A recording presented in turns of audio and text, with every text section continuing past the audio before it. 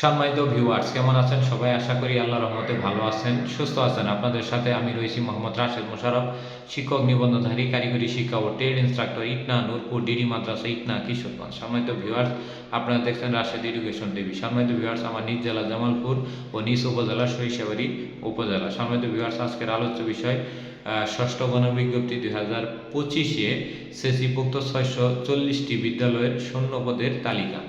সম্মানিত ভিউয়ার্স, আপনারা সবাই জানেন যে 2025-এর শেষের দিকে ষষ্ঠ গণবিজ্ঞপ্তি কিংবা 26-এর প্রথম দিকে ষষ্ঠ গণবিজ্ঞপ্তি প্রকাশিত হতে পারে। এর পাশাপাশি আরেকটি বিষয় না বললেই নয়, 2025 সাল থেকে এমপিওভুক্ত স্কুল, কলেজ, মাদ্রাসা এবং কারিগরি শিক্ষা প্রতিষ্ঠানে সর্বপ্রথম বদলি কার্যক্রম চালু হবে এবং প্রত্যেকটি বদলি কার্যক্রম চালু হওয়ার পরে একে একটি গণবিজ্ঞপ্তি প্রকাশিত হবে, যেটি আমাদের মাওসীভুক্ত যে এমপিও নীতিমালা 2024 রয়েছে বা মাওসীভুক্ত স্কুল অ্যান্ড কলেজে যে নীতিমালা 2024 রয়েছে সেখানে সুস্পষ্ট বলা রয়েছে। তো সেই হিসেবে আমাদের আগে বদলি হবে, তারপরে আপনার গণবিজ্ঞপ্তি হবে। এটি আমাদের নীতিমালাতে, মানে বদলি যে নীতিমালা রয়েছে সেই নীতিমালা পড়লে আপনারা জানতে পারবেন। আর নীতিমালা বিষয়ের ভিডিও আমাদের ইউটিউব চ্যানেলে দেওয়া রয়েছে, দয়া করে দেখে নেবেন এবং সেখানে আমি বিস্তারিত আলোচনাও করে দিয়েছি। তো সম্মানিত ভিউয়ার্স, আজকের যে আলোচনাটা সেটি হলো সেসিভুক্ত যে 630টি ভোকেশনাল রয়েছে শূন্যপদের বিষয়টি বলবো। তো সর্বপ্রথম আমি আপনাদের বলি যে সেকেন্ডারি এডুকেশন সেক্টর ইনভেস্টমেন্ট প্রোগ্রামকে আমরা বলি সেসিভ বা www.asesip.gov.bd। এটি হলো আমাদের সেসিভের ঠিকানা। তো সেসিভের যে ঠিকানা সেটি আমরা 2024 সালের ডিসেম্বর মাসে একটি সেসিভ থেকে একটা নোটিশ পেয়েছি। সেই নোটিশের আলোকে আপনাদের বলছি যে সেকেন্ডারি এডুকেশন সেক্টর ইনভেস্টমেন্ট প্রোগ্রামের আওতায় মাধ্যমিক স্তরের সাধারণ শিক্ষাধারায় 640টি প্রতিষ্ঠানের 22টি সরকারি বিদ্যালয়, অর্থাৎ 22টি মাধ্যমিক সরকারি বিদ্যালয় রয়েছে এর ভিতরে, এবং 526টি এমপিওভুক্ত বিদ্যালয় এবং 89টি মাদ্রাসা, দাখিল মাদ্রাসা এবং 3টি নন এমপিও বিদ্যালয়, এই মোট 2020 শিক্ষাবর্ষ হতে ভোকেশনাল চালু করা রয়েছে। অর্থাৎ আমি যে বিষয়টি বললাম এটি হলো মোট প্রতিষ্ঠান।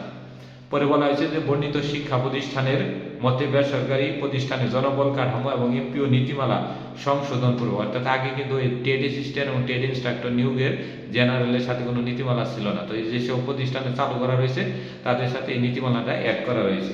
ট্রেড ইনস্ট্রাক্টরদের 2টি করে পদ এবং বেসরকারি এবং ট্রেড অ্যাসিস্ট্যান্টদের জন্য 2টি, মোট 4টি পদ তৈরি করা রয়েছে। এখন এই 4টি পদ তৈরি করলেও যে শিক্ষা পদটি নিলেও এমপিওভুক্ত 1230টি পদের বিপরীতে, অর্থাৎ আমরা একটি বিষয় বলে দিই যে ট্রেড ইনস্ট্রাক্টর 2টি করে পদ সৃজন এবং বেসরকারি বলা হয়েছে 34 জন এবং বেসরকারি শিক্ষক নিবন্ধন কর্তৃপক্ষ এনটিআরসি এর মাধ্যমে 1222 জনকে নিয়োগ প্রদান করা হয়। তাহলে 2222 জনকে নিয়োগ প্রদান করা হয়।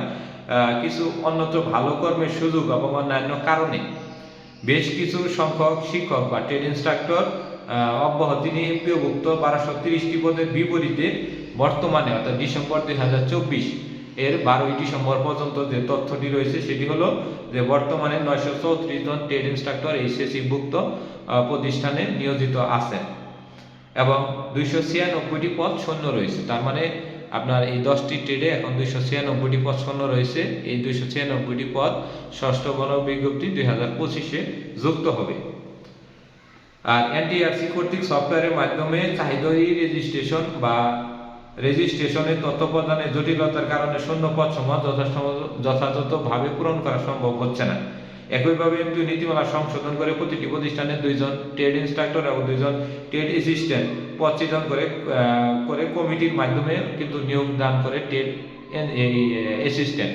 তো এই ট্রেড অ্যাসিস্ট্যান্টের মধ্য থেকে 735 জনকে নিয়োগ করা হয়েছে এবং বাদ বাকি 540টি পদ এখনো শূন্য রয়েছে। অর্থাৎ টেকনিক্যাল স্কুল অ্যান্ড কলেজ থেকে পাস করে যারা চাকরি করতে চান, এরকম ইন্টার পাস করে বা বিএম ভোকেশনাল পাস করে 540টির মতো পদ এখনো খালি রয়েছে। এবং এই নবম এবং দশম শ্রেণীতে 2024 সাল পর্যন্ত মোট 4টি শিক্ষাবর্ষে আপনার 2,96,000 জন শিক্ষার্থী টেকনোলজি বা এই কারিগরি শিক্ষা পড়ার সুযোগ পেয়েছে এবং প্রতি শিক্ষাবর্ষে প্রায় 51,000 শিক্ষার্থী ভর্তির সুযোগ রয়েছে। কিন্তু সুযোগ সুবিধা থাকবে প্রচার প্রচারণতা এবং জনসচেতনতার অভাবে প্রতি বছর প্রায় এই 51,000 শিক্ষার্থী ভর্তির সুযোগ থাকলেও প্রতি বছর প্রায় অর্ধেক শিক্ষার্থীও ভর্তি করাতে সক্ষম হচ্ছে না।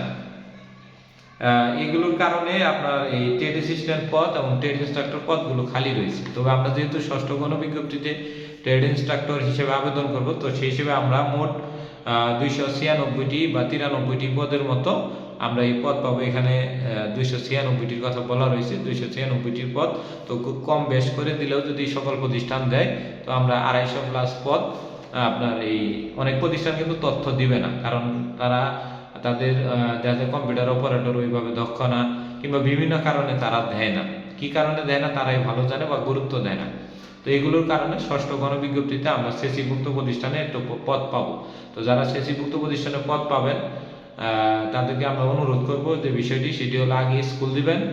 স্কুলে যদি কোনো পদ খালি না থাকে সেক্ষেত্রে মাদ্রাসা দেওয়া ভিন্নতা রয়েছে। তবে মাদ্রাসা না দিয়ে কারিগরি অধিভুক্ত যে প্রতিষ্ঠানগুলো রয়েছে সেগুলো দেওয়া অনেক ভালো। তো মাদ্রাসা সবার লাস্টে রাখবেন। তবে যাদের নাম্বার কম রয়েছে তাদের ক্ষেত্রে ভিন্নতা, তাদের যেহেতু নাই। আর বাড়ির কাছে থাকলে আপনার যদি কোনো সমস্যা না থাকে তাহলে সেক্ষেত্রে দিতে পারেন। আরেকটি বিষয়, যেহেতু বদলি নীতিমালা রয়েছে, যদি একবার মাদ্রাসায় ঢুকে পড়েন তো সেক্ষেত্রে মনে হয় না আপনার স্কুলে যাওয়ার সুযোগ রয়েছে। যদি সুযোগ থাকে তাহলে আলহামদুলিল্লাহ, আর সুযোগ না থাকলে তাহলে কিন্তু আপনি একবারে এই মাদ্রাসায় সারা জীবন চাকরি করে যেতে হবে। তো সেক্ষেত্রে ষষ্ঠ গণবিজ্ঞপ্তি পর্যন্ত যে নিয়ম কানুন হয় এবং বদলি নীতিমালায় যে নিয়ম কানুন হয়, এগুলো পুঙ্খানুপুঙ্খানুভাবে আপনাদের নজর রাখতে হবে এবং ষষ্ঠ গণবিজ্ঞপ্তি আবেদনের সময় খুবই সতর্কতা অবলম্বন করে পুঙ্খানু বিশ্লেষণ করে তারপরে আপনাকে আবেদন করতে হবে।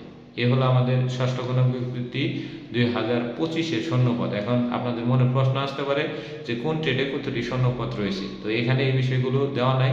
তবে আমাদের কাছে যে অ্যানালগ পদ্ধতিতে বা বিভিন্ন প্রতিষ্ঠানে ফোন দিয়ে যে কয়টি তথ্য নিয়েছি সেটি হলো সবচেয়ে বেশি পদ খালি রয়েছে কম্পিউটার টেকনোলজিতে, তারপরে ইলেকট্রিক্যাল, তারপরে ফুড প্রসেসিং এন্ড প্রিজারভেশন, তারপরে রয়েছে আপনার রেফ্রিজারেশন অ্যান্ড এয়ার কন্ডিশন, এবং সবচেয়ে কম পদ হয়েছে welding and fabrication, pumping and pipe fitting এবং ড্রেস মেকিংয়ে শূন্য পদ নাই বললেই চলে, এরকম একটি অবস্থান রয়েছে সেসিভুক্ত প্রতিষ্ঠান। তো আশা করা যায় যেহেতু পিএসসির অধীনে আপনার নন ক্যাডার নিয়োগ হয়ে গেছে, তো তারা ওইখানে অনেকে যোগদান করবে। তো সেই হিসেবে এখানে অনেকগুলো পদ আপনার ফাঁকা হবে, যেটি ষষ্ঠ গণবিজ্ঞপ্তিতে যদি রেজিস্ট্রেশন সময় বৃদ্ধি করে তাহলে সেক্ষেত্রে এই ষষ্ঠ গণবিজ্ঞপ্তির শূন্য পদগুলো আপনারা পাবেন।